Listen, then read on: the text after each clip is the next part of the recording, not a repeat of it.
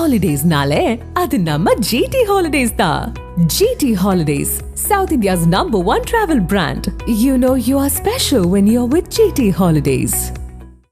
சங்கரன் கோவிலில் நடைபெற்ற காந்தி ஜெயந்தி விழா பேரணியில் 200 மாணவர்கள் பங்கேற்றனர். தென்காசி மாவட்டம் சங்கரன் கோவிலில் 156வது காந்தி ஜெயந்தி விழா பெருவிழாவாக கொண்டாடப்பட்டது.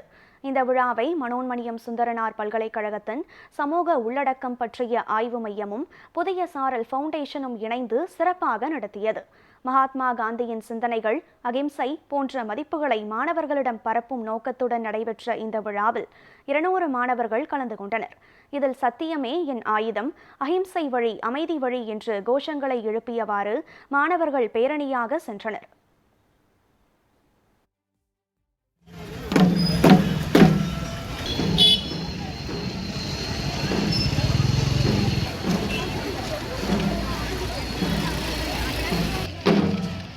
உண்மை மற்றும் அகிம்சையே இன்றைய உலகின் தலைசிறந்த கொள்கை.